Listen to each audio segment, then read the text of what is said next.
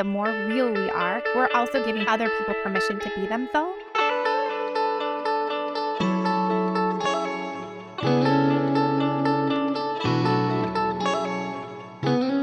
Hello, and welcome back to the podcast Biz on the Brain with your host, Annemarie, where we discuss how to be your truest, most authentic, most unapologetic self to live the bestest life you could possibly have and have the bestest business and attract the right kind of people who like you for you, and then so you can easy breezily flow through life and be content and practice happiness and be high vibing and in the flow and like whatever goodness you deserve you get by being you, because you're essentially deserving, right? And in this episode specifically, I am diving deep into the concept of happiness with a happiness coach and just all around amazing human being, Allison Fab, and her name is an abbreviation, but it fits pretty perfectly because she is really fabulous and so fun to talk to.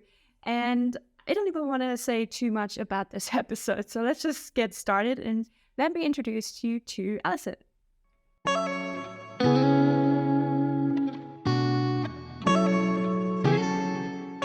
Hi, and welcome to the podcast. I'm so happy to have you here, Allison. It's such a breath of fresh air because we had a chat last week and I wanted to have you come on as soon as possible because we talked about the social aspect of networking and how you connect with actual humans instead of purposeful leads or whatever they say in marketing. So thank you so much for continuing our conversation for more people to hear because I think it's important. So do you want to quickly introduce yourself to the audience? Sure. Well, thank you for having me. My name is Allison Fab, is what people know me as. I have an extra last name too, but Fab is my business name. And it's you. And but it's not too. Well, it's an acronym. It's been an acronym. It's morphed. Like I've had multiple businesses over the years, but it stands currently for Framework for Authentic-Based Marketing. So, but it's authentic-based, Framework for Authentic-Based, whatever. Anyway, I'm all about messaging, marketing, and mindset in the messy middle of life and business. I'm also a certified happiness coach and a numerologist and all the fun stuff. But just basically, I like to help change makers, entrepreneurs, and business owners to feel better about themselves so they can get their work out to the world in the messy middle, because that's life, right? Absolutely. It's all about taking messy action and not giving it into your inner perfectionist, because that one's strong for me. Yes. Recovering perfectionist here. Oh, yes. People pleaser. So exactly. And people kept telling you need to try harder, do better, and just, criticizing, and you take it on so seriously. So messy feels very triggering at some point. I've gotten better, but it sometimes still feels like a hit to my self-worth if it's not up to certain high expectations only imposed by myself on myself. Yeah.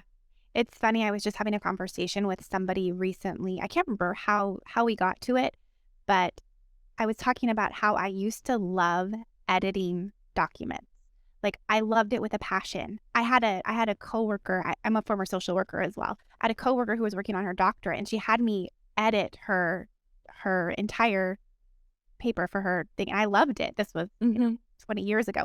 And now I'm like, I don't care.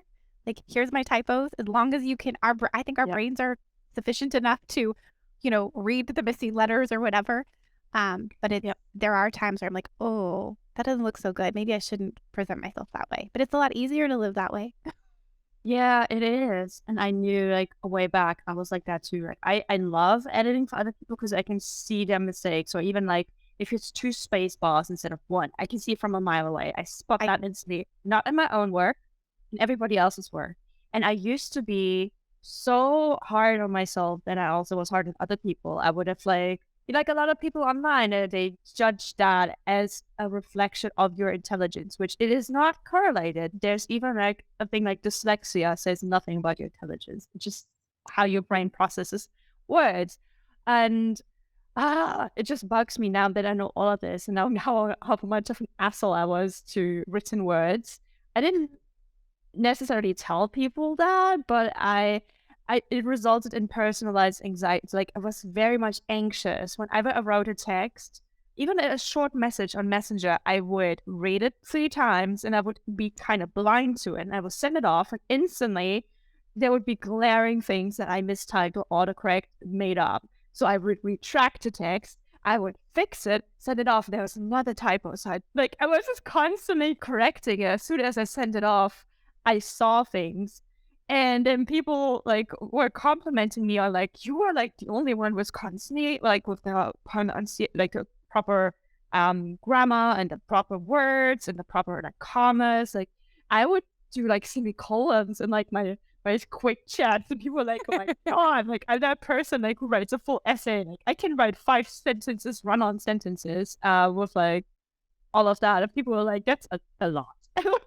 But I would just be so anxious to like appear intelligent and to cover up any potential mistakes I would be making. And if people actually pointed it out, I would feel so much shame. I would feel so awful.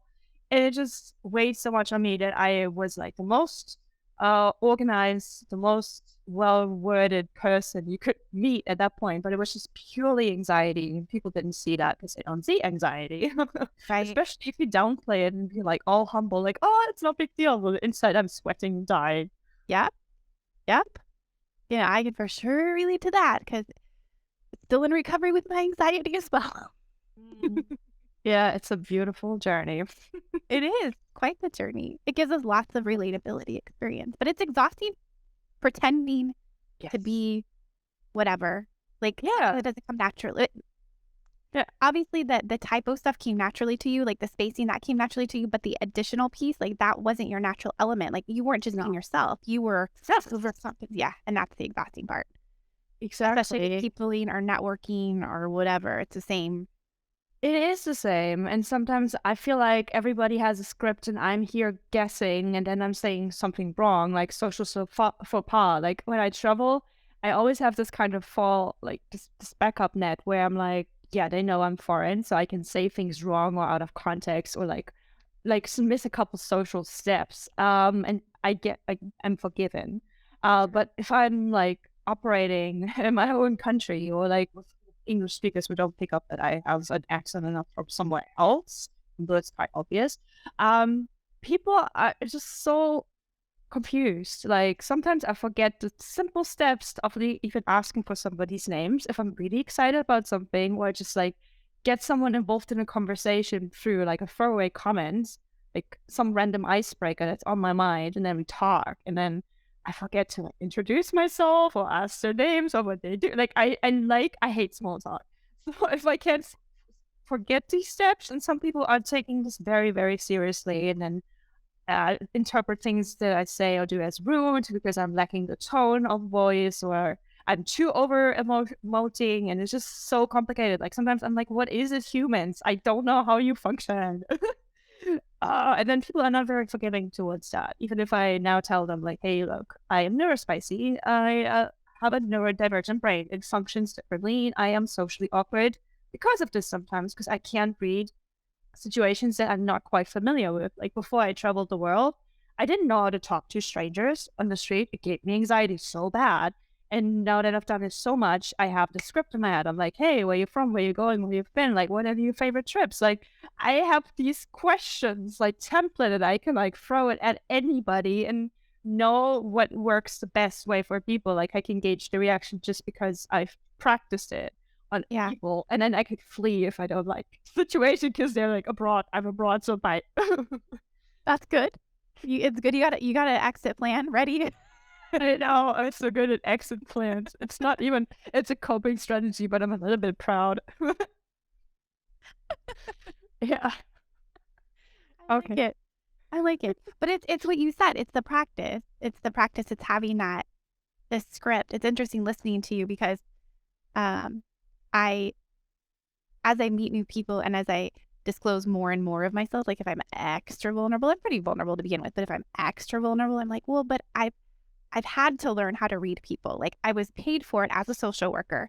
And then I was in some different relationships in my life where it was a requirement that I had to read people. And so I've Mhm. as a survival mechanism, I've learned these skills and yeah, they're in my head and I'm like, okay, that means this, or I think it means this. So I'm going to question you 5 million times until you Right. confirm something. In addition to just, there's, some of that natural like empath, like my gut, but then it doesn't Yeah. always match because people don't always, you know, they'll say, "Oh, there's nothing wrong," when you're like, "I know there's I something hate it. wrong here." Like, it's so obvious. Just tell me you don't want to talk about it. Or sometimes they are so in delusion, they themselves will believe to the core it's fine because we're so used to saying it's fine and thinking No. that, or like, I don't want to think about my situation because then I might have feelings, Right. or like realize I actually am not happy anymore. And, it's a difficult, unpleasant situation to be confronted with. And I can often a bit too in a pushy way call people out, like not in a mean way. I just want to like, are you really okay? And then they're like, oh no, you didn't like put salt into that wound, you didn't just like poke right there. I'm like, I'm sorry, I didn't know. I just felt you're off. And I But just wanted to actually care, but some people take that again as a trigger because like it's not none of my business. but like you said, you just care. So I think it's Yeah. when it's said with love. I don't know. This has been my philosophy for several years. I've gotten better and better at it. I'm continuing to practice it. But like if it's done in love, it doesn't really matter what you're doing. Like it does, but you're doing it in love and it's on the other person to interpret however. Like you know that you did it with the best of intentions. And that's the best you Yeah. can do.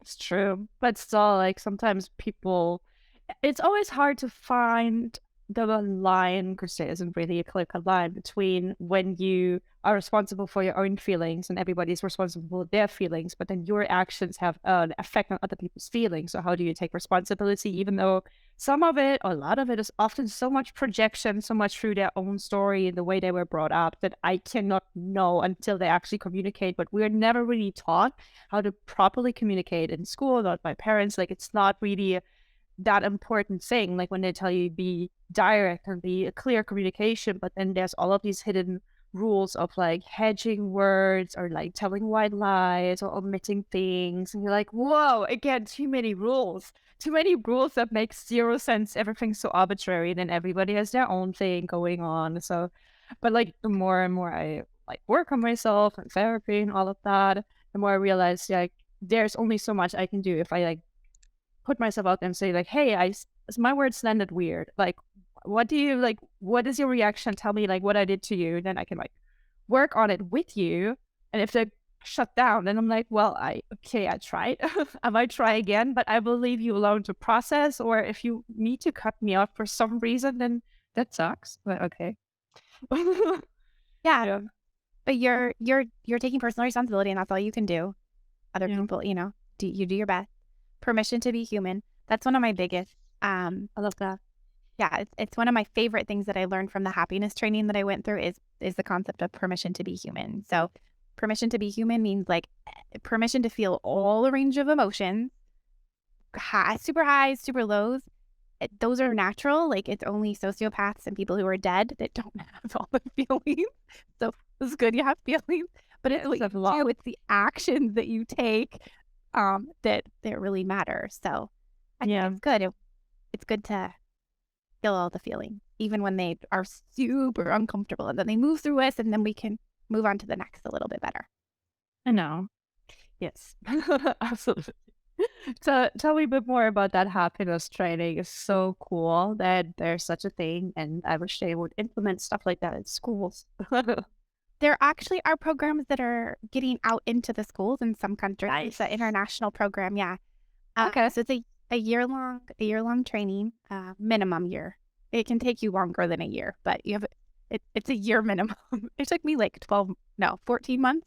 I gifted it to myself during the pandemic, for my 40th birthday because I was a little bit of a mess. Yeah. As we all were. I don't know who got it together during those times. I It certainly wasn't me. Well, I sort of ish did. Like it led to getting it together, like major life changes in my life. But good. it was a great uncovering. But yeah, I took that because I was like, okay, this will help me. This will help my social work clients. This will help my coaching clients. This will help my interaction, like interpersonal, with family, friends, whatever. But it teaches you about the science of happiness. So you learn that there are 5 core elements to being happy. It's holistic happiness. So it's aspire, like a spiral, but aspire is the acronym SPIRE. And it's about well-being. So spiritual well-being and strength. P is for physical well-being. And that's not just like movement. That could be, water, whatever. It's all, each one is all encompassing. Spirituality is not necessarily religion. It's about being present. So spiritual, physical, intellectual well-being, relational, and emotional. So all five of those elements are what people need to truly be happy. And everybody, is stronger in one area than another and stuff. But as long as you're touching on all of them, you're going to be a lot happier. And then you're more successful if you're more happier, because there's all sorts of studies that are related to that. People have like increased productivity, increased sales, better relationships, better health, like the list goes on and on just from being happier. And it's not just about emotions. It's, again, that holistic approach, permission to be human, feeling all your feelings. Yeah, and emotions are usually just an indicator of things, or a thing that affects your no wait, are an indication of your thoughts. So like if you have a thought and that trickles down into your emotion until you don't even realize you keep having these thoughts and become like habitual to like, oh, I always have this certain feeling, and then that feeling influences your entire mood and situation. When you realize your thoughts and mindfulness and like can also be, physical discomfort, and it can be triggered to like getting not enough stimulation intellectually. Like everything is so connected, and holistic is so important because in this society, everything is so specialized. You go to like the specific doctor for the specific ailment and to another doctor for the specific ailment. But like even like for instance in my case, so knowing now that I have ADHD, so many of my symptoms that I've struggled with all my entire life that doctors were super confused about. Some were like telling me that I was making stuff up until things really escalated. They could ignore it no more. And then they put me on like, oh, look at all of these students. They're going to study you now. You're such a freak accident. I'm like, thank you so much. Like we could have prevented that maybe. Yeah. So like all of these things, like I had intestinal issues, typical for ADHD. So like I went to see like an internal doctor, and then I have like, super hyperflexibility. Apparently that might be tied to like elastanos. I don't know what that is really. I need to look that up more, but like my doctors don't know, they don't care. And I've never broken a bone, but I've bent over my tissues so often. I'm super stretchy and it's really bad. And I had jaw issues because of that. And so like I went to see a doctor for the teeth and then didn't know about that. So they sent me to a physiotherapist. Like if they would have just taught me that there's so many symptoms with ADHD that affect my posture or like my mental health, which trickles down to me clenching my jaw, which then trickles down to my hips being out of whack, and then I'm getting flat feet because of that. Like everything is connected, but they only look at one part and they're like, can't fix it. Maybe go see another doctor. Good luck. Right? And so, yeah, again, everything is just so connected and so hard to find help, especially as a woman, because we are often dismissed, or a lot of studies are based on men.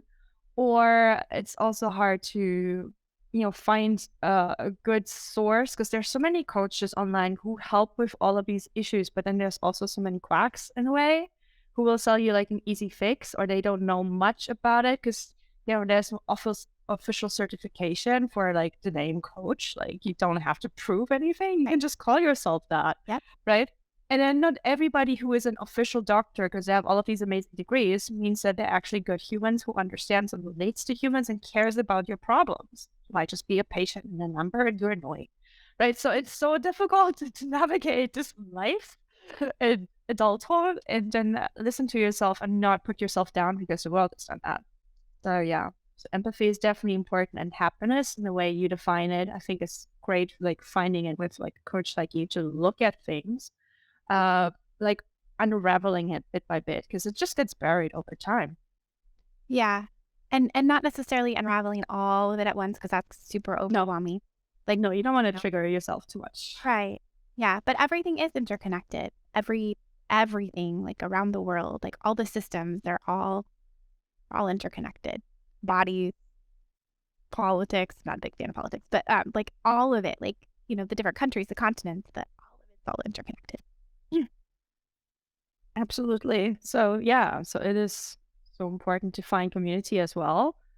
Like I think that's one of the biggest issues in this day and age, just a fractured socialization. Like being online chronically or living apart so far, or maybe even living in a community that isn't actually supportive in the way that you need it to. It's just convenient because you grew up in it, or it's just historically grown in the way that now you're here and maybe you've outgrown it. Like what I always notice when I come back and travel, like I'm a different person, but people who knew the previous version of me are not ready to accept it, or they just fall back into the pattern of how they treated me, how I viewed the world and talked with them. And I'm no longer at that level.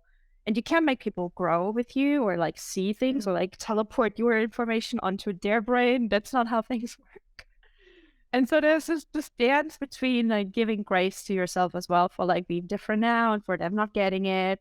And then understanding how much you want to stay in that space or how much you actually cannot anymore, or just in doses. There's like so much gray area. It just freaks me out. Well, and I think that that goes back to, with the networking or interacting with new potential people to work with, that the more that we're just ourselves and we're okay with whatever the outcome is of how people react or respond to us being ourselves, then it just all unfolds. But yeah, there's a lot of gray area. And when I think about it, when I think about whatever the rules are in any given situation, people who, well, they expect me to act this way because I always acted this way, or I know these are the expectations, Mhm. um, then I'm going to get more anxious and I'm going to be very far from myself and I'm going to go into people pleasing Yes. 100%. And then that's really not good for anybody. It No. seems good on the surface, but it's really not good for anybody. Versus when we just are ourselves, we're going to attract the people who love us for us, who want to pay us for us, who want to spend time with us for us, who like it's just a reciprocal interaction, like where we're filling each other's cups constantly. Uh, Yes. and it's hard to find, but it's knowing that like I may have snorted when I laughed when I met you, and you still like me for that. Then like I'm like, Right. okay, it's okay. I can do that again. It's okay. Yes. Exactly. It's just, yeah, having these repeated instances where you get validation or like compassion just by actually showing up as yourself. Because there's the thing with people pleasing when you create a persona, especially like individually for each person, and you like your brain fries when they all meet, and you're like, oh my god, now I'm like, who am I? But the thing is, when you try and curate this person, and then they might like it, they still don't like you. It's just a different like you're puppet master. You're just like playing a puppet and acting like that's you, and it feels nice. But and then you feel like that's how my brain always works. Like let's just like ease them into this relationship, and then I can like slowly become my real weird self, so they don't run scared because they already think they like me and give me maybe a chance. That's how my brain used to work, and now I'm just like, you know what?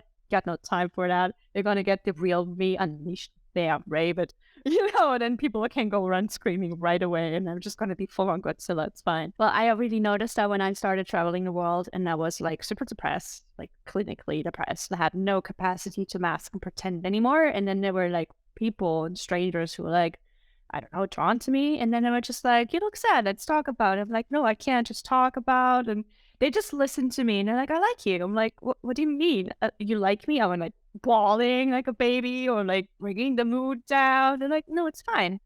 I was like, I'm so confused. I can't like there was this dissociation of like I can't process this information. So you accept me when I'm like not always happy and I don't have to go to my room to be sad. Like that's okay. And then I was sometimes so excited about everything and so hyped up about food and just like full on, like unleash myself. I'm like, oh my god, I want to go for me. Oh my god, like, oh my god. It's just like absolutely hyped about everything. And they were like, whoa, let's just go for something. I was like, you really want to go with me in the state? Do you really want to go? And they're like, yes, I like your energy. Maybe be a bit slower so I can get what you're saying, but let's go. And I was like, are you sure? Like it took me so many instances of meeting these random people who just said they like me. And I was like, I don't understand what you mean. I was so confused, but like it's possible. So now I've really made it my mission to help other people see that and get that lesson much sooner than I did. And with Yeah. less pain, hopefully, by just actually being me. And then there's a lot of people who don't like it. That's fine. But at least I'm true to myself. At the end of the day, I feel validation as myself from those people. Rejection still hurts because you're making yourself even more That, vulnerable. But at the same time, you just also like when you realize that, oh, it's actually not even rejection of yourself. Because in a way, yes, they don't like your personality, but also they are maybe projecting something. Because I often rejected people because they displayed something and I felt I could not. You know, people who would just instantly approach people I was suspicious of because you don't do that. I'm not supposed to do that. Or people who are loud and they talk really like energetically. I was suspicious of that because possibly I was taught I shouldn't do that. They're doing this and they have no repercussions. What's going on? Right. And so now I see it through that lens where I'm like, oh my God, there might be projection. Maybe I'm triggering them, but it's not about me. It's really not my business. And it's okay if they don't like me. So I'm not asking them to change and like and tolerate me, and they shouldn't do the same for me. And some people will go up to you and say, I want to hang out with you, but you have, and I give you a list of things, which actually people during like when I grew up as a kid, people actually did to me. They were like, yeah, yes. They were like, you're annoying. So if you do all of these things, then you can be our friend. wow. Multiple times. Like even the brand new kid, she was like, so you want to be friends with me? Okay, here are my conditions. I'm like, what? So like that has been done to me. So I internalized that where I'm like, okay, so what are your list of demands? I'm always trying to gauge that. And Uh-huh. adult people will not do that to you. So I was just so confused. I'm like, so okay, I need to like figure this out. And now I'm done. Like no more figuring out. This shop is closed. Yeah. You're like, this is me. Yeah. I'm going to keep growing. So you either go with whatever, whoever I am tomorrow, or not. Right. That's interesting.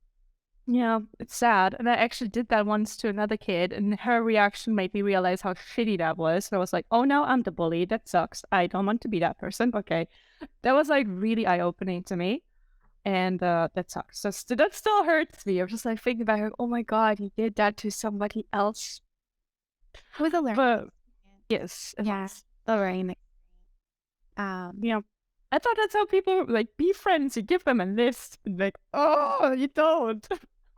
You don't. Please, people don't do that. but that, so that show, like every person that we interact with, they're living their life based off whatever reality they've experienced up until this point. Yeah. Like, um, it's the if you grew up in a household where you had to ask permission for everything and you go somewhere else and people can just like open the fridge and get whatever they want out of the fridge, it's like, wait, what? Yeah. This isn't normal. Like this is Yeah. no. Wear slippers? Like, wait, you don't wear slippers? Like with Americans, I'm always so confused. I'm like, wait, okay, I can wear my shoes, like my outdoor shoes with all of the dog poop and stuff on it. You know, it's a cultural thing as well. Yes, and there's so many different cultures. I live in California, so it's like a melting pot of cultures. Oh, yeah. And when I was doing my social work and I would go into, people's homes, it was always like, again, trying to read, like, what is the culture? What's accepted? What isn't? I don't want to offend people. But I think, again, when I said, like, if you come from a place of love, people can feel that. And Yeah. so they're not necessarily offended if you do something wrong. I know there's a lot of cultures where it's disrespectful to not accept food or drink. And I have been offered food or drink before, and I wasn't supposed to take it because, like, for my job, we weren't supposed to accept any gifts. But also, Yeah. I was like, I literally, like, my digestive issues could not accept whatever you're giving me. I'm sorry, I can't have that. And they're like, are you sure? Like, I'm sorry, it's going to upset my stomach. And Yeah. they were, I don't think they were offended because they understood, like, I'd try, but it's going to make me really sick. I can't Yeah. do it. Yeah. But maybe taking the same approach too when we're meeting all the new people in all the different places, networking, whatever. I know I keep bringing it back to that a little No, bit. you're good with it. But You're like much better than me. I keep thinking about like maybe I should go back to the actual topic at hand, and you're just doing it effortlessly. Go on, go on. Please do that. it's okay. I just weave it in. I'm used to like Yeah, you're weaving doing in it anyway. whatever needs to be done. It's again a learned skill, right? Oh yeah, yeah. I'm usually the person in the group that's missing. I always fill in the gap, and like I can morph myself into any role. If everybody's quiet, I will be like the leader. If everybody's fighting over it, I will like be the voice of reason, observing. Yeah, again, comes from a people pleasing, but now like I'm a like chameleon. I can like fit into everything and I can control it and I can be like, no, I'm not gonna use this right now, let them play. It's like no. Anyway. That's where the gold lies, because you can control it. So Yeah. I, I think that like when I go out, I am easing myself back into peopling as far as networking events and stuff, like because I took a couple of years off where extra peopling was just too much for me. And so it's still pretty uncomfortable for me to like go into a new place, even though I can communicate with anybody. It's just not, there's a little anxiety producing. And then I'm like, I don't necessarily just want to I'll go up and start a conversation with somebody. I don't want to be too forward. Um, Totally lost my train of thought just now. We're talking about being the chameleon. Oh, but I think going in the, with some sort of like, who do I want to be is a really helpful way to look at it. Like, who do I want to be today? Well, I don't know. I just want to be somebody relatable. So my goal is literally just to relate to somebody here, and that's it. Nothing else. Like, I'm not following the rules. Like, I'm just trying to relate and get through this experience. And when I get through it, it's a success. I did it. That's my approach. Yeah. Yeah, it just really depends on the vibe, right? So I love it when I'm like much more relaxed. I don't happen to be overthinking, which usually happens when I can like quickly observe and then it just act. If I'm left alone by myself for too long, then suddenly I'm overthinking and then I'm like feeling like a wallflower. I'm like, I don't know how to approach people. But if somebody's just like, not right away, but like if I can come in, I can observe the scene and I'm like, these are the people, like I get their vibe, whatever. Or I find something in common, which I usually, when I travel, that's easy. You're like, oh, you also travel because you're obviously not from here. With your looks and everything, there's telltale signs. Um, then that's easy. But like in a formal business setting, it always throws me because I feel like there's these unspoken rules of like purpose or like use, right? So you always have to be strategic, like who looks important and who looks like they could benefit you and who looks like a good connection to have or who looks like who wants to buy your product. So it's always like this underlying kind of strategic, manipulative almost aspect to it. And I love it. There's so much also in the terminology around networking. Like I did a little research, went on a bunch of different podcasts and like asked Google, like a lot of different readings. And networking is usually so clinical. It's always just so, wow, like there needs to be a point to it. And sometimes like the point is just to talk to that person because they're cool. And if I don't like that person, then now I know.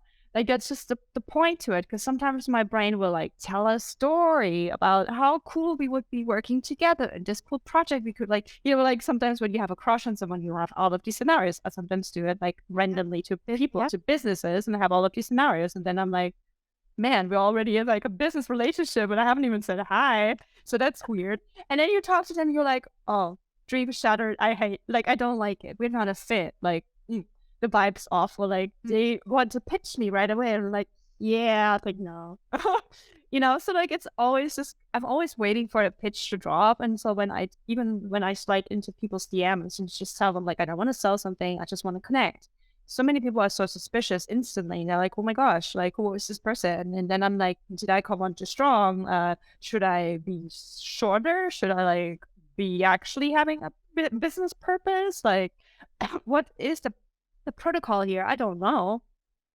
Everybody has a different opinion about it, though. I think it's really interesting because I used to be very triggered by people who would, like, we're talking about DM, would come into a DM with a pitch straight up.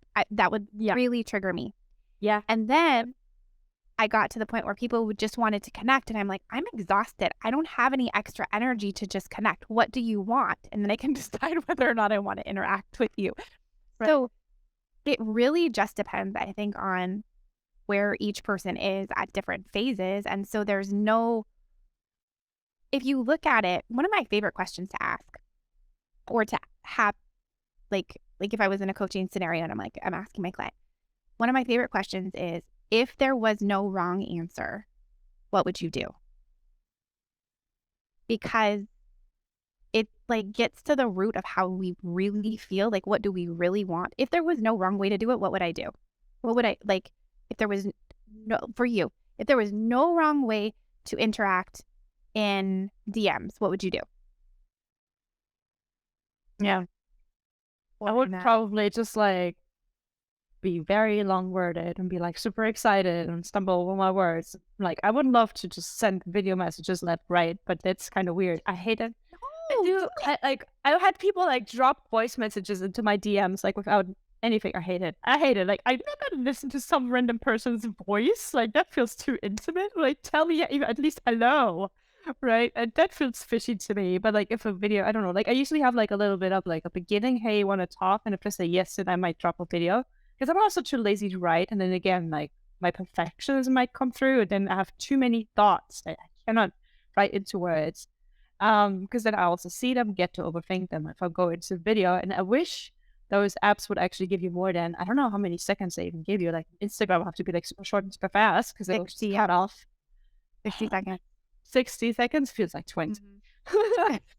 I love, yeah, but I love that much more because then I can see me and I actually get that I'm excited and not just that I write, oh my God, I love your brand. I'm like, I have that every day, so many ways. That's typical like opening line to any cold pitch. You're like, I love your brand, random generic brand name. Or, like, oh, I love what you do in your field. I'm like, what field is that? Tell me more. Yeah. Right? Tell me what it is that I do in this brand of mine. Yeah. Exactly. And so sometimes I get so excited that I'm lacking words or the words are too flowery. So I'm just like, hey, you're awesome. Like, like a very dumb pickup line almost level. I'm like, hey, you're awesome. I love it. And I mean like, oh my God, you're awesome. Because like all of the things, like all of the fields, all of the colors, like they make me go, whoa. And I can't just say that. I'm like, I think you should. That's my own personal opinion. But if you were to tell me like all those things, I'd be like, okay, she's a little bit different like me too. I like this. She's paid attention. You know, and the people Yeah. who don't like that part of you either, Yeah. like they're not going to be fun to work with. Yeah, they're not a fit anyway. That's true. Oh, See, there's already these stories again that come up for me that I don't even see. Because like in these interactions, I give myself permission to be me and weird. But like in written form, I still haven't done that. Written form is still for me like, oh no, this needs to be professional. because from a business standpoint, that's how it's Yeah, supposed to be, correct? I Like know. that's Yeah, why it is. that way. Yes, I exactly. Because I'm a professional. I need to work with professional settings. If they don't like I don't want to be like because I've had emails where people were like so fun and vibey, lots of emoticons, but I was like emojis, and I was just like, yeah, that's totally fake. Like it's still a mass email, and you're pretending to be like this cool surfer bro who just want to hang out and just drop his backlinks into my content real quick, and I'm like, you're still fishy to me. Like you can't fool me. Right, so like that felt off, but I guess that's why I like video because then you can actually tell. right. If I'm just being like super fake, you know? Mhm. I agree. I think everybody should have video. I Yeah. was a big advocate, especially for like healthcare professionals or therapists. Oh, I hate trying to Yes. find new providers, period. I'm like, I want to get a feel for the person beforehand. So Yes. That's I'm a big favor of video. But what you just said just now, when you were talking about like it didn't fit, made me think of what we talked about in our initial conversation and the work that you do, where you said like you've looked at different brands and people will have like their LinkedIn persona, their Instagram, their Facebook, and it's like it's all these different personalities right. versus All just disconnected. yeah, just being you. So Yeah. That's should yeah, that's calling myself out. You're right. so you're so great at helping other people do it. Like you get to Always. just be you too in the written form. True. I'm so good at giving advice to other people. Well, isn't that what's the saying? You teach what you need to learn or something along those lines. Like, Yeah, no, totally. No, you're absolutely right. Yeah, because yeah. Yeah, because I would like them to get to understand that. It just feels, especially if you're not working with like smaller businesses or like solopreneurs like us. I always feel like this is a big I don't know, like a hurdle almost, like, oh my God, there's this big authority slash institution slash corporation. And then you're just writing to this kind of almost anonymous email, even if you do find an actual personalized email with a person's name, is so hard. And then you know nothing about them because you can't stalk them on the internet. You can't find their person, like, not person, like their business platforms, like I To get a usually feel do. for who you're talking Yeah. to. Yeah. Yeah. So I'm just like, maybe their colleague would be absolutely down to it. And then they get my email and they go like, ew. Because they just get all of the professional emails. Because I'm currently looking more into doing more, I don't know, editorial fashion work. And I feel like they need more artsy concepts, but they still need a specific set of decorum. Maybe that's just what I'm telling myself. There's like some sort of etiquette that I don't know how to talk to people, because there's, I don't know, it's like a whole different topic about I don't know how to pitch to these brands because it's always like, oh, you need to come with a preset already for shoot, and then you pitch that to them, or you give them the portfolio, and maybe they'll consider you in the future when you do have something to sell. I'm like, that's kind of weird because that is so much upfront effort for maybe somebody finding it to their liking. But I think that's also similar to what I do here, I guess, like being myself and then maybe somebody liking it. You know what I mean? Yeah. It's getting in front of more people. Yeah. But I think you're gonna stand out if Yeah, you definitely don't. memorable. Yeah, and that's a often a good thing. Sure. Isn't there the saying, like, "No publicity"? I don't necessarily agree with this, but Nothing, I understand yeah, that and no that publicity is bad publicity, right? It's the same concept, like, you're becoming well known. Um, or yeah. I mean, it may be like, there's the there's that extra person. Oh, I've yeah. heard of her. Oh, yeah, she's everywhere. Like, Yeah, it's like you're in each town, they have this weird person everybody knows, and you're like, "She's that on the internet?" But they're the people that, like, you're drawn to them. I mean, Yes. celebrities, fashion designers. I just got a new pair of glasses and they're very, have you seen I don't know what the designer's name is, but did you ever watch The Incredibles? Like, the cartoon Yeah. The Incredibles? Okay, so Oh, yeah, like Edna. yes. Okay, so they look like that, but she was, I believe the character was created after this Yeah. actual woman. Yeah. So those glasses are very Oh, yeah, they're very yeah. except mine are turquoise. And then I added extra to them because I couldn't just let them be. I had to draw on them. Did you know you can take alcohol markers and you can draw on your glasses and then it will dry, but you can remove it with rubbing alcohol? Just a fun No, fact. I didn't know that. I would think that would maybe stain it or something. It doesn't. That like the Copic markers, like the alcohol markers that you can, create art with, you can do that. As long as your glasses are lighter, like it wouldn't show up on yours. But anyway, I did that to my glasses. They're bold and I'm like, "Oh my gosh, I Wow. don't want all this attention necessarily, but I really like them. They're me, so I can just be the weird one with the glasses. My kids think they're Yeah. crazy." I got other people in my life who are like, "I like them. Wear them." Like, "Thank you for loving me for Exactly. me. It feels so good." Like, I Yes, get it to be feels so me. warm, fuzzy. No, I love it. But even like at networking events, because I always used to be like the blandest version possible to look professional. Like even when I was looking for a job and people were like constantly telling me how to not be myself. Like even with my CVs, I wanted to make sure that I stood out. So like I completely graphic designed everyone. And that was before the Canva days, like long before anybody did anything with their CV beautifully. Everybody was doing something in Word, like the most not even in templates. They weren't even templates at all. It was the most boring thing. And I wanted to do, I didn't even know what I wanted to do, mostly something creative. And so I was like putting like different like shapes everywhere and having like, instead of a square profile photo, I would make it round and I would like all different colors and different kinds of shades of purples. And I gave it to, like one point, I went to this one career center at university because she kept pushing me to put myself out more in network. And I was like, so look at this CV. I'm like super proud. She looked at it and was like, that's definitely unique, but you can't send that off. And I was like, but why? What if I wanted to be a graphic designer? Like that should be like definitely disruptive. And she's like, yeah, but they will automatically sort you out. Like the machines will not look at it, blah, blah, blah. She made up all of these excuses. And then I came up with like boring, not even like halfway versions. I was like, that's kind of shitty. So like I felt really bad about that, but they were all like, about the bland look. And it's just so still so much ingrained with it. But it is really like such a shift in my demeanor and attitude when I go like to any kind of event, if it's networking or not. And I just show up with my pink blazer, my pink hat, and people will like instantly spot me. And it's not that I want attention, but it just feels like comfortable. Like it's like Yep. I almost combat look for business where I'm like, yes, I'm like a badass and I actually wear clothes that I like. It's not about how people tell you to wear like a blazer, like put together. I'm like, no, I want to wear these colors. It's still professional, but it's loud. It feels comfortable to me. Mhm.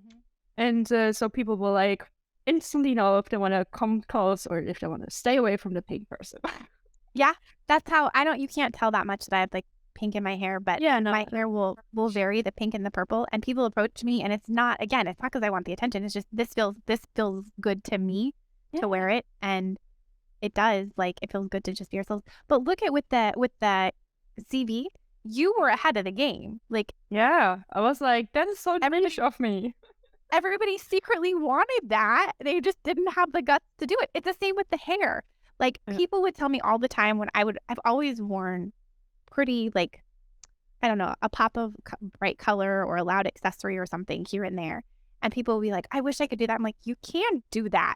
You can do it too. It just takes practice getting comfortable with whatever the thing is. Yes. So, yeah, Exactly. And you just accept that there will be comments, either way. They will comment because it's so outlandish to people to wear like a statement necklace even. Even if you have like a normal business attire, maybe there's a dress code, there's always ways to switch it up. I mean, like girls who have like school uniforms, they always figure out a way to personalize everything. And you can do it as an adult.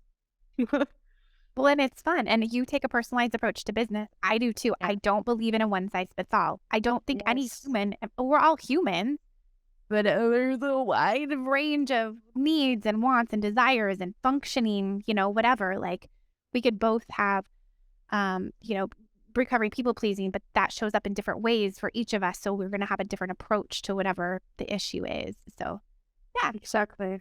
Yeah, and same with the business. Yeah, like you said, especially if you're an entrepreneur, your life experience, your personality, and all of your baggage will come into the business. So if I just go to a coach and they slap on their template and they tell me that that's how things goes and it's 100% bulletproof and you're successful if you implement it that way, that's just snake oil to me. In the business world, you can't just slap something on, especially because there's so many different people. And then maybe you didn't even consider that they might be neurodivergent. So telling me what to do will definitely never land well. Just like telling me to do something specifically in the exact way, in the exact same way every single day with my fluctuating energy levels and interests. Zero dopamine right there. Good job trying to do that with me. It's not gonna work. And then there's all of these different people who are like, oh, I already know these things. And maybe you do, but maybe you need a fresh input, or maybe you just need an actual way to do it your way. Like, yes, you know how to do Instagram, but let's figure out how it works for you so it's fun again. Like there's so many different ways, and that's why I like you pointed out, when I look at people's online presence and I see there's like 5 different versions of themselves, and I'm like, so you're good at optimizing platforms, but are you optimizing yourself too, or is that you just forget who you are? Like, because it's so great easy that when question. you're just, Yeah. yeah, because sometimes I catch myself too. Like, I didn't like purposefully like hide something of myself. I just fell into the trap of fitting with the algorithm, like replicating content. Maybe I've outgrown it, or maybe it's not something that's on my mind today, and it's okay to disrupt your own pattern, your curated version. You can just jump on without makeup and really share a quick thought. And it could be about your favorite book. It could be about something you saw in a movie that inspired you to say something, because you're a three-dimensional human being, and you can do that in business settings as well. Like, you don't have to talk about business. You can also like ask for people's hobbies, or like what their biggest failures is, if they want to talk about it. Like just something else on a human level, on a human connection that makes you want to work with them as a person. Because you could hire a lot of different coaches. Like, why them? Why specifically them? Because sometimes there's a person you just like so much, you want to work with them. Doesn't really matter what it is with. You just want to do something with them, right? So, so be yourself, so people can work with that person because they love that Yeah. person. And so you're not exhausted when you're working. That's the other piece. Yes, beware of energy vampires. And sometimes you just feed yourself willingly. That's not cool.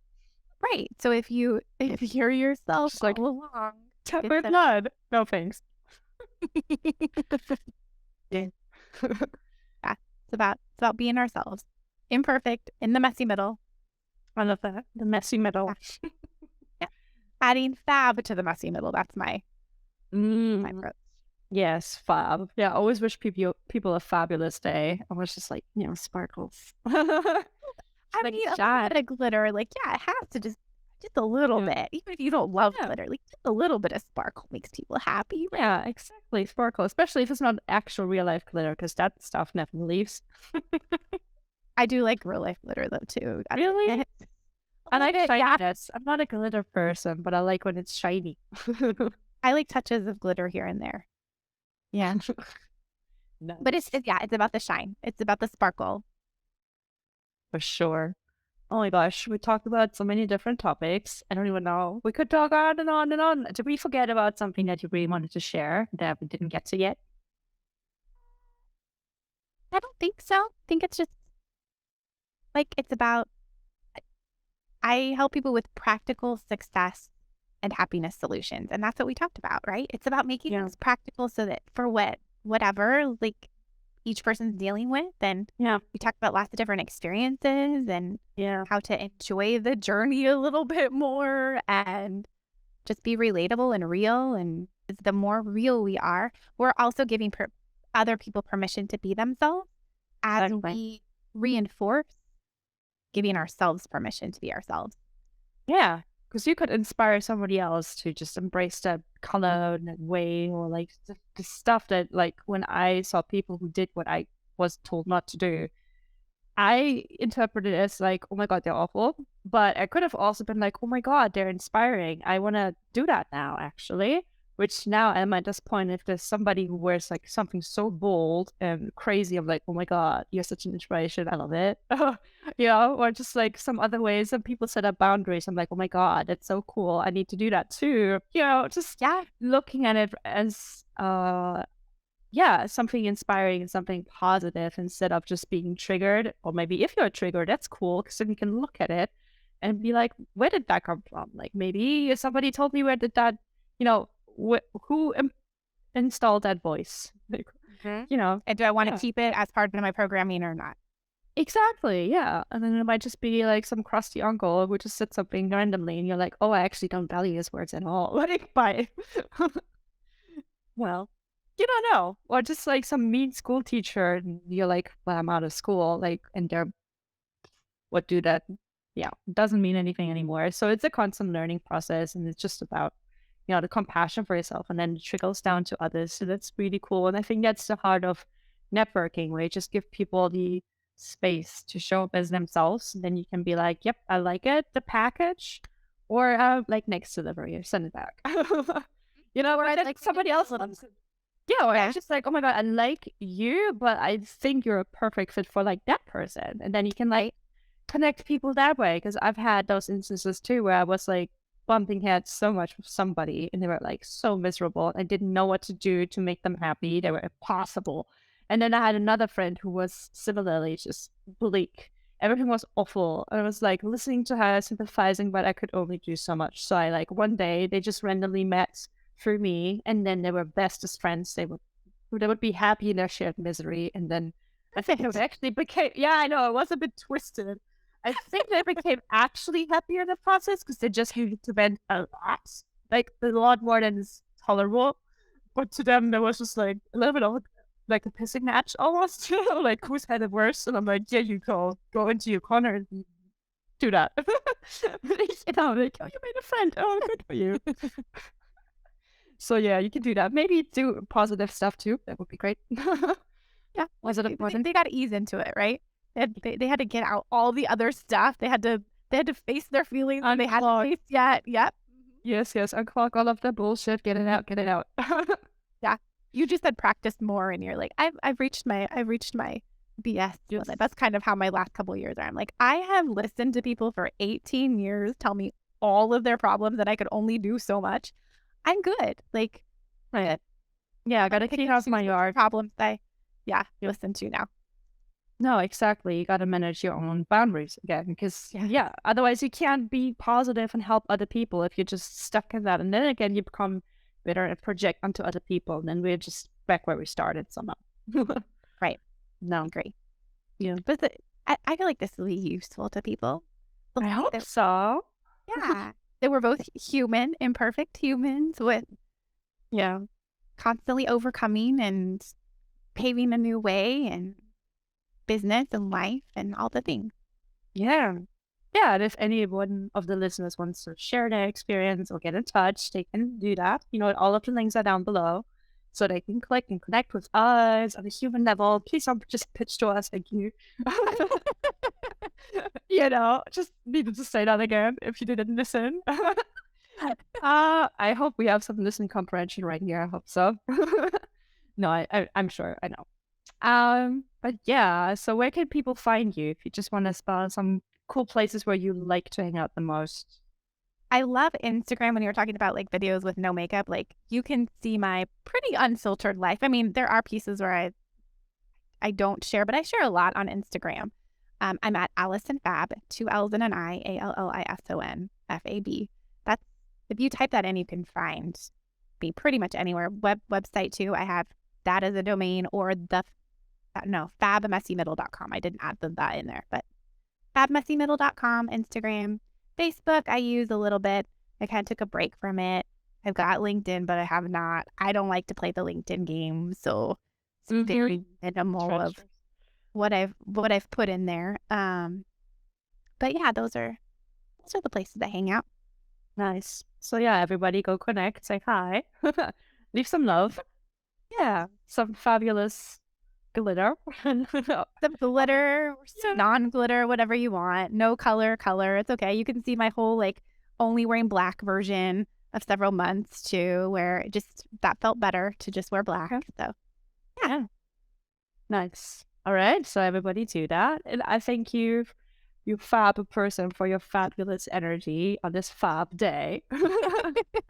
And I'm trying real hard to be cool. I'm so far from cool. Like my kids give me the hardest time. I mean, kids don't count.